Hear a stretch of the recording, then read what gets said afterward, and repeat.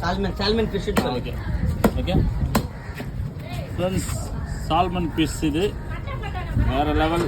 இது வந்து இங்கெல்லாம் பார்க்கவே முடியாது. செம்மையான ஃபிஷ், அட்லண்ட் சாலமன்.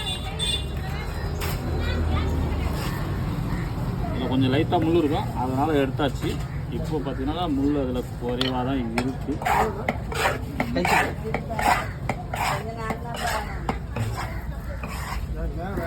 முள் இருக்குது. ஓகே, முள் எடுத்தாச்சு. கை கட்டுப்பா எவ்வளோ போடலாம்.